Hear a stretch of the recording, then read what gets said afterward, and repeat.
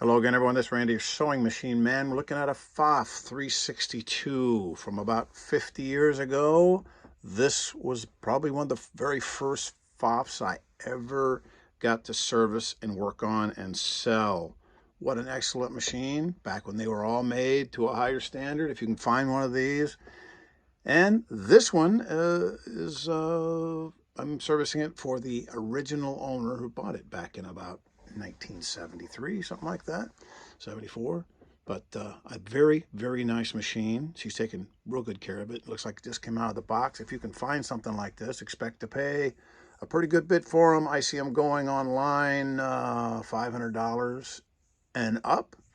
And they're just, you know, very, very good machines. Direct drive from the motor with a timing belt and metal inlaid linen timing belt. Very, very well made. Now, the reason I'm doing this, I have a customer that said, if you ever get one of these in and you get an instruction book, illustrate the instruction book so we can see how to thread it. Because, like I say, threading, and needle, the big three, threading is critical. And of course, you got to get it threaded up right. And here's your back stitch here. I'll tell you what some of these knobs are for so you can get an idea.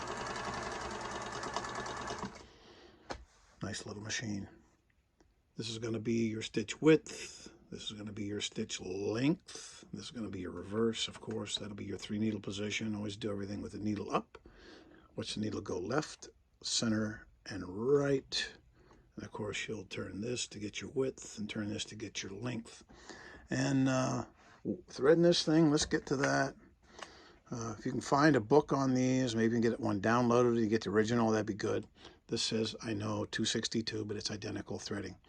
But start back here in the back with the spool. Of course, you go to the front 2, 3, 4 through the double loop, 5 around. Of course, step 1's raise the presser foot. I forgot that, didn't I? Yeah, step 1, raise the presser foot. They have it backwards. Raise the presser foot would be 1.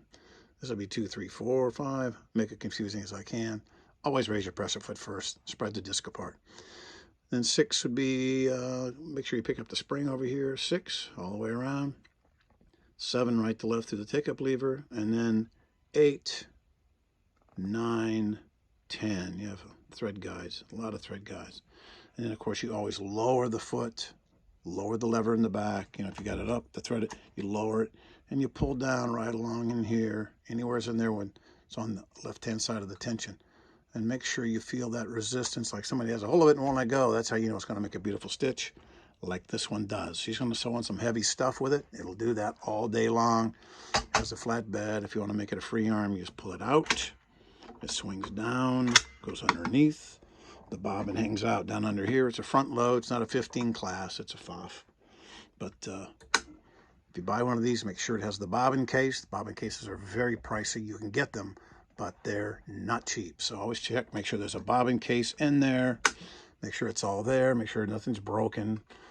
Sometimes if these things sit for a long, long time and people aren't patient with them, they'll break off this or break off this or break off this because this one has been used. Here's your drop feed down here before I forget. Raise and lower your feeders. If an assembly is stuck and you don't put the proper amount of lubrication on it and work it and get it going, you'll go to move one of these and you don't force them. You wait. You go down underneath, you oil it, you tap it, get it loosened up. You never force any of these plastic pieces here. They're like a Bakelite. I don't know if they're plastic, but they are fragile and they will break. So be careful with this, this, this, and this. And of course, all this up here, get your book. Show all this. When you get one of these, don't start turning these dials randomly. Get your book so you can line up to see what pattern. These are all doing patterns. You know, 1 this, and 5 that, and 3 this, and 7 that. And it's a very complicated machine, intimidates a lot of people. And I won't get into how to make the patterns, but get the book. The book will show you all that good stuff. A book is worth its weight in gold if you have a machine of this caliber to show you how to do all the cool stuff it does. And trust me, it does a lot of cool stuff with embroidery, stitches, and stuff like that. If you can get a book at 262, 261, it's the same setup. It's going to be almost identical. But this is a Pfaff 362. If you can get one of these, get it. Always check your wiring and make sure your wiring's in good shape. regular foot controlled. It's a two wires, no electronics or anything like that. So if you get one and it works, it's going to keep on working. Get it serviced, cleaned and oiled. You'll have a real nice machine to last you a long time, and it'll get some heavy sewing done. All right. Pfaff 362. If you can find one, grab it. Bring help to lift it. It's heavy. All right. Thanks.